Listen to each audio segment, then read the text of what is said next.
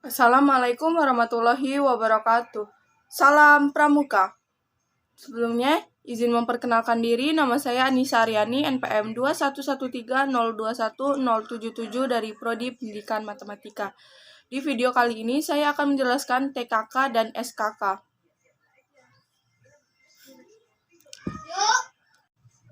TKK atau tanda kecakapan khusus adalah tanda yang menunjukkan kecakapan, kepandaian, keterampilan, kemampuan sikap, dan usaha seseorang pramuka di bidang tertentu, sesuai dengan usia, jenis kelamin, dan kemampuan jasmani dan rohaninya.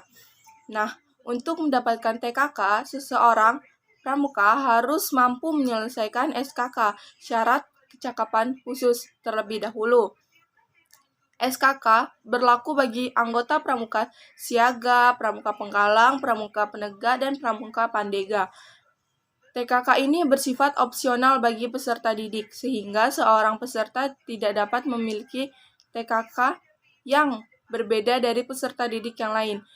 Dengan kata lain, seseorang pramuka bebas memilih SKK apa saja yang diinginkannya sesuai dengan kemampuan, keterampilan, dan minat yang dimiliki. Selanjutnya, tingkatan dan bentuk tanda kecakapan khusus untuk masing-masing golongan peserta didik pramuka adalah berbeda. Perbedaan tingkatan dan bentuknya adalah sebagai berikut. Yang pertama, untuk pramuka siaga. SKK untuk pramuka siaga hanya terdiri dari satu tingkat. Tanda kecakapan khusus atau TKK untuk pramuka siaga berbentuk segitiga berwarna kaki terbalik, sisi alas di bagian atas dan tidak memakai bingkai. Yang kedua, untuk pramuka penggalang. SKK untuk pramuka penggalang terdiri atas 3 tingkatan dengan bentuk yang masing-masing berbeda. Tingkatan dan bentuknya adalah yang pertama, purwa berbentuk lingkaran dengan bingkai berwarna merah. Yang kedua, madya berbentuk persegi dengan bingkai berwarna merah. Yang ketiga, utama berbentuk segi 5 dengan bingkai berwarna merah. Yang ketiga, untuk pramuka penegak dan pandega, SKK dan TKK untuk pramuka penegak dan pandega sama, terdiri atas 3 tingkatan dengan bentuk. Yang pertama, berbentuk lingkaran dengan bingkai berwarna kuning. Yang kedua, madya berbentuk persegi dengan bingkai berwarna kuning. Yang ketiga, utama berbentuk segi 5 dengan bingkai berwarna kuning.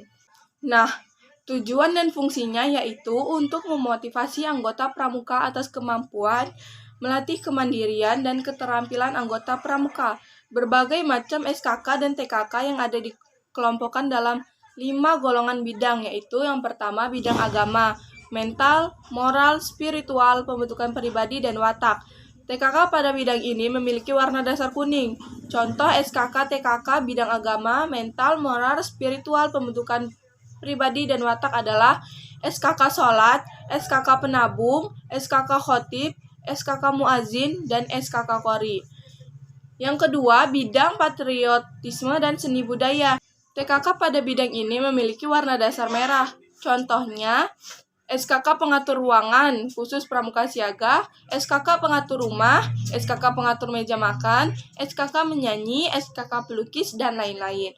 Yang ketiga, bidang kesehatan dan ketangkasan. TKK pada bidang ini memiliki warna dasar putih. Contoh SKK TKK bidang kesehatan dan ketangkasan adalah SKK Gerak Jalan, SKK Pengamat, SKK Perenang, SKK Penyidik, SKK Juru Layar, dan lain-lain. 4. Bidang keterampilan dan teknik pembangunan.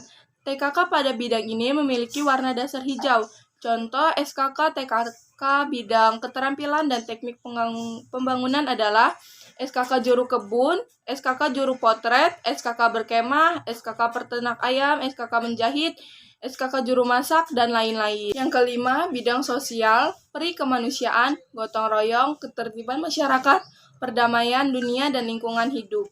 TKK pada bidang ini memiliki warna dasar biru.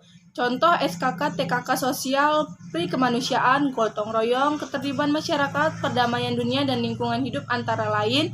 Yang pertama SKK pemadam kebakaran, yang kedua SKK pengaman lalu lintas, yang ketiga SKK pengaman kampung atau desa, yang keempat SKK penunjuk jalan, yang kelima SKK juru bahasa, dan yang keenam SKK PPPK. TKK atau tanda kecakapan khusus dikenakan di lengan baju sebelah kanan. Di sebelah bawah tanda kuartir sebanyak maksimal 5 buah TKK. Jika mempunyai lebih dari 5 buah TKK, maka TKK akan dipasang dalam tetampan.